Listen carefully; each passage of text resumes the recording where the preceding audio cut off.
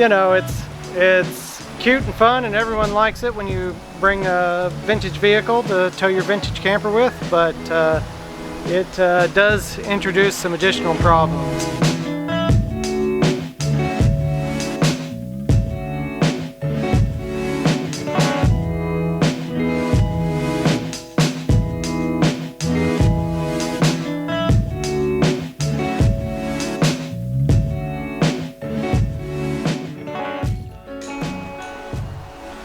Hey everybody, welcome back to the channel. It's a lovely October 30-degree day, and we have an event to go set up for, a 2-day event to go set up for, which is fine. It's actually going to be kind of nice this weekend. It just happens that today is kind of cold and wet. But if you remember back in July, we did a video where we talked about owning a vintage camper photo booth, which is what we do with our business, Lamp House Photo, here in Wichita. And we kind of talked about, you know, some of the things you need to think about when you consider running a business like this. But today, I thought we would actually show you how we go about setting up our camper for an event, and what it takes to really get that done. But if you don't remember, this is a 1961 Aljo, and we bought it in 2017 and completely redid it. The only thing that's still original to it is the skin, the windows, and the frame. So complete redo, and we've been using it pretty heavily for quite a while.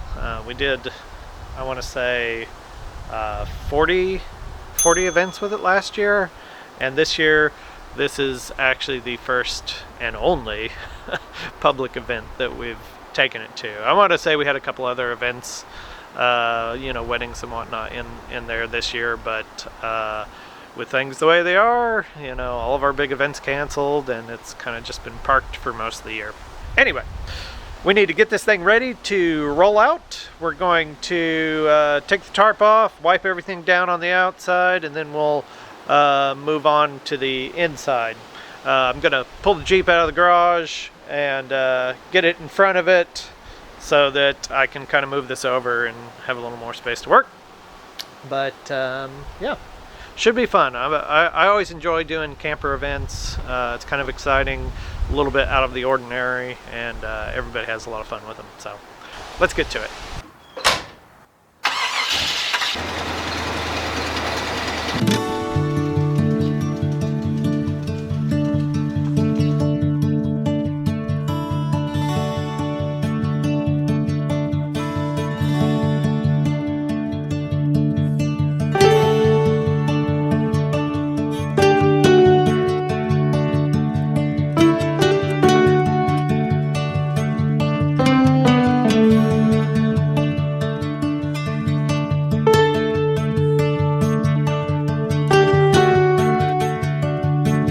Okay, so with the exterior clean, we're gonna move inside, and we'll look behind the bench and in all the little corners and make sure everything's nice and cleaned out. You know, a lot of dust and little sequins and stuff like that kind of fall into the corners, and you just have to kind of get in there and get everything before you go out. The walls get marked up, and so we'll wipe those down and make sure everything's nice and clean, disinfected, and ready to go.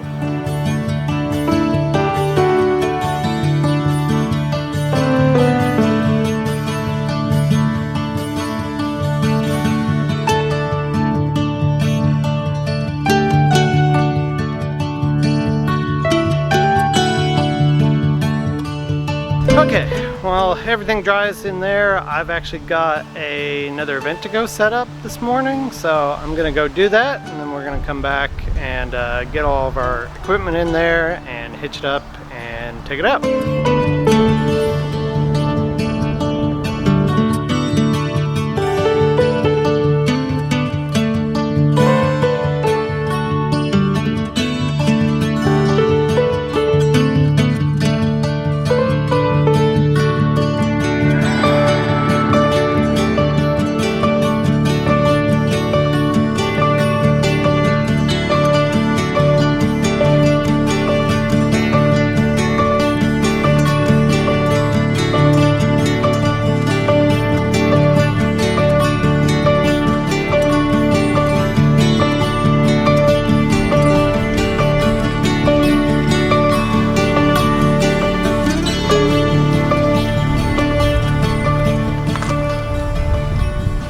Okay, so the sharp-eyed among you will notice that this is not our beautiful Jeep, but our ugly old van. It's cold today, and the Jeep sometimes has trouble in the cold, and today was that day. So, you know, it's cute and fun, and everyone likes it when you bring a vintage vehicle to tow your vintage camper with, but it does introduce some additional problems. So this winter I'll probably be doing a carb rebuild on the Jeep. Hopefully that'll take care of that problem, and we won't have to worry about it again. But, you know, that's the perks of owning a 30-some-year-old vehicle. Yeah. Anyway, I'm all hitched up, ready to go. We're gonna get this on the road.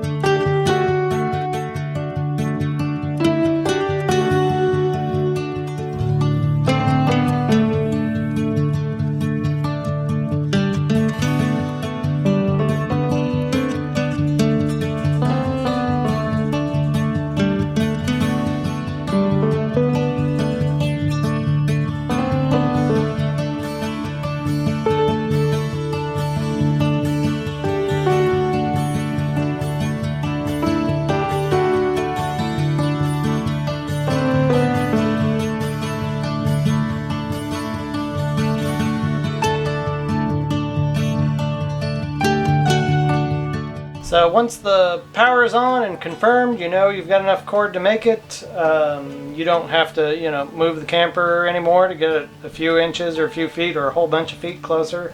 You know, what I usually do next is I put my jack stands under it to level it, keep it nice and flat, keep it from rocking. And then after that I can move on to the electronics and stuff on the inside. So let's get this puppy jacked up and leveled.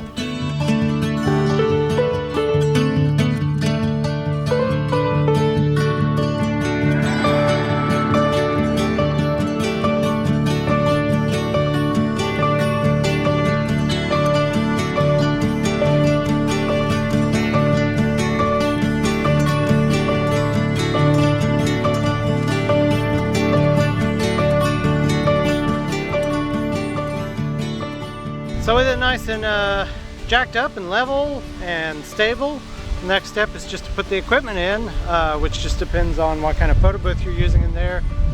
We get a lot of questions about what we use, and ours is sort of you know, a custom built thing that I made.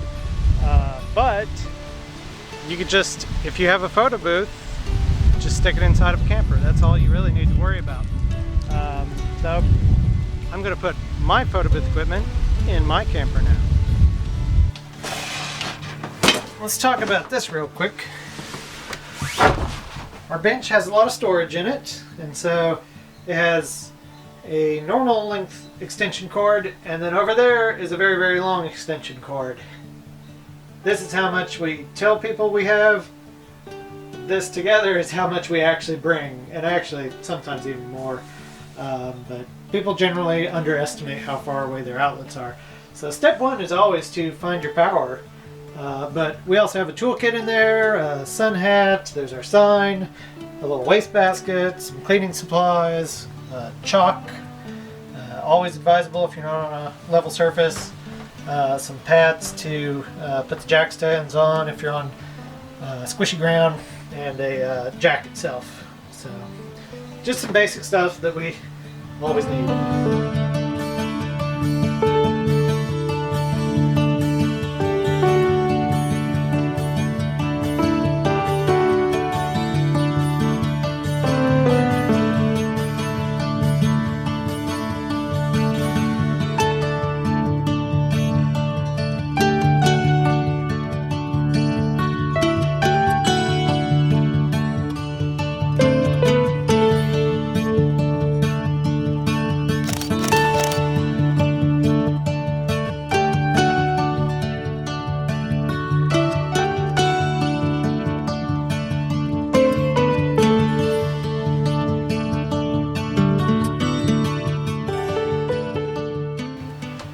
Okay, so that's got it set up for the next couple of days, and I just have to kind of stow everything away so I can lock it up, and our employees can come and open it back up and run it for us.